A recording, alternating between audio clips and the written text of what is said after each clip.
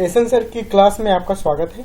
इस वीडियो में हम डिस्कस करेंगे सैलरी के बेसिक कॉन्सेप्ट को, जिसमें हम जानेंगे कि कब सैलरी इनकम टैक्स एक्ट 1961 के अधीन टैक्सेबल होगा, उस पे टैक्स लगाया जाएगा। Let's discuss what is salary, how salary is calculated under the head of income from salary, and when salary is taxable and when it is not taxable for the SSA.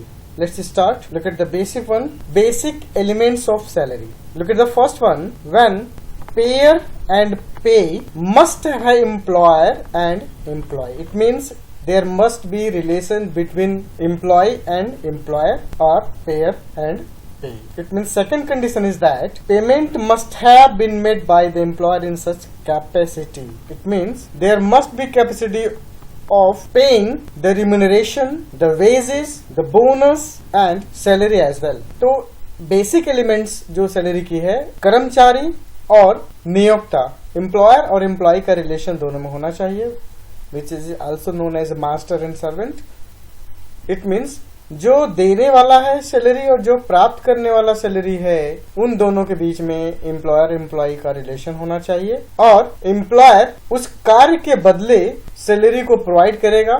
It means जो employ है वो capable है salary को पाने के लिए। Look at the relation between employer and employee. A payment can be constructed as salary only if, look at the point, payer is employer and payee is employ.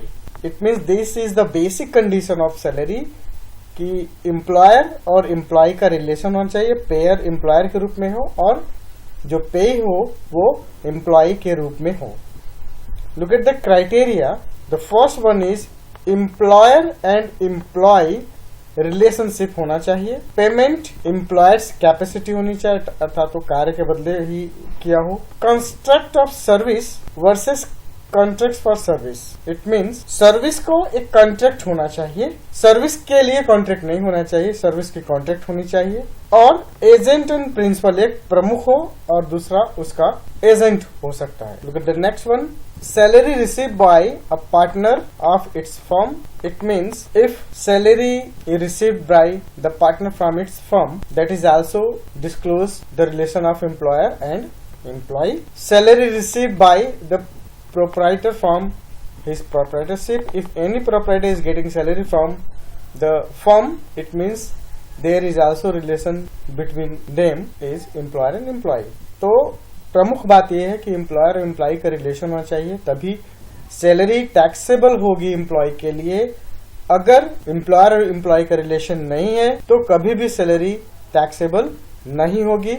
अर्थात एक partner जो firm में काम करता है, अगर वो सैलरी लेता है तो भी एम्प्लॉयर एम्प्लॉय का रिलेशन होगा, लेकिन लाभ में अगर उसे हिस्सा मिल रहा है, पार्टनर बनने के लिए जो पार्टनरशिप की प्रॉफिट है उसमें हिस्सा मिलेगा, तो वो उसमें कोई रिलेशन नहीं है एम्प्लॉयर एम्प्लॉय का। लेकिन अगर वो कुछ काम करता है एक पार्टनर और उसके लिए कोई सैलरी करता है, बहुत से पार्टनर जानकार होते हैं और मैनेजर की तरह काम करते हैं, तो मैनेजर होने का वो सैलरी ले रहे हैं, तो एम्प्लॉयर एम्प्लॉय का रिलेशन है। अकाउंटेंट की तरह काम कर रहे हैं, एम्प्लॉयर एम्प्लॉय का रिलेशन है। कोई प्रोपराइटर है जो प्रोपराइटरशिप फर्म में खुद अकाउंटिंग का काम करता है, खुद एम्प्लॉय की तरह काम करता है और वो अकाउंट में अपने शो करता है कि मैं एम्प्लॉय हूँ, इस तरह से काम करता है, तो वो अगर सैलरी लेता है तो वो सैलरी भी एम्प्लॉयर एम्प्लॉय की कंडीशन को फुलफिल करता है। Remuneration to the director from his company.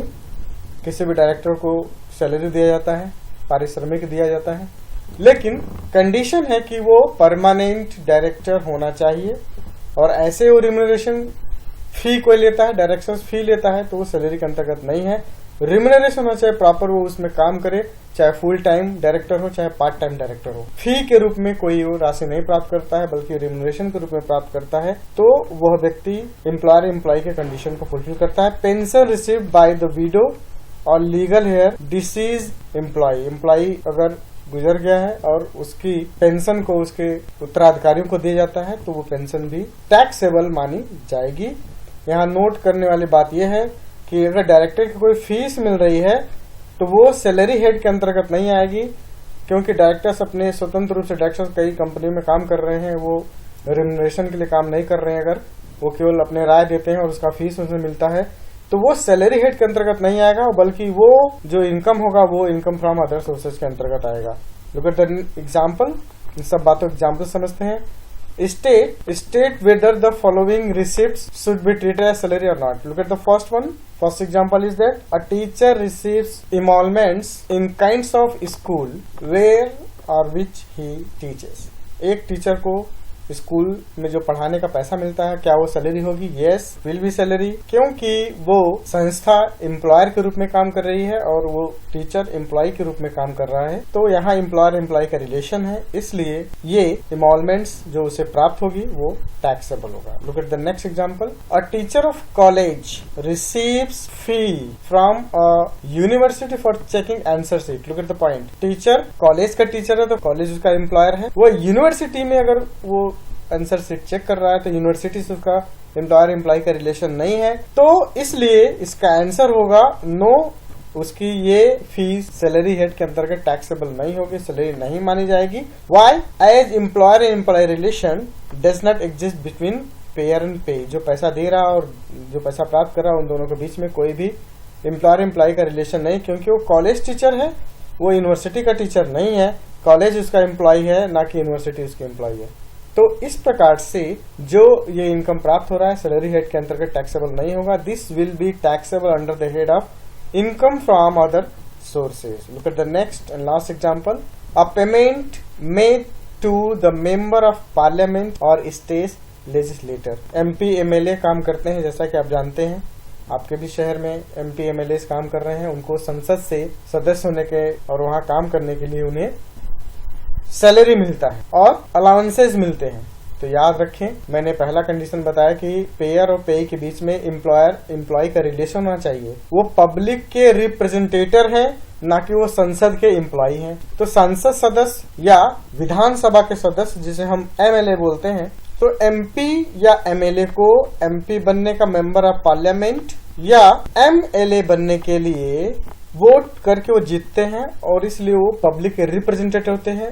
तो संसद और सांसद के बीच में एम्प्लॉयर एम्प्लॉय का रिलेशन नहीं है। इसी प्रकार से विधानसभा और जो विधानसभा सदस्य हैं, जो एमएलए हैं, उनके बीच में एम्प्लॉयर एम्प्लॉय का रिलेशन नहीं है। यद्यपि दे आर पेयर और payee, but there is not a relation of employer and employee between them. So इस संसद से या विधानसभा से उन्हें जो भी पैसा मिल रहा है, पेमेंट मिल रहा है, वो सैलरी में टैक्सेबल नहीं होगा, अर्थात वो सैलरी नहीं मानी जाएगी, क्योंकि एम्प्लॉयर एम्प्लॉयर रिलेशन इसमें एग्जिस्ट नहीं होता है। क्योंकि मेंबर ऑफ पार्लियामेंट और state legislator is not treated as employee of government, क्योंकि 5 साल के लिए चुने जाते हैं, 5 साल बाद दूसरे चुन जाते हैं एमपी एमएलए, या वही चुन सकते हैं। तो पेमेंट जो इन्हें मिलता है वो सैलरी में नहीं मानी जाएगी, वो मानी जाएगी income from other sources. Okay, thank you for joining this video. Thank you very much.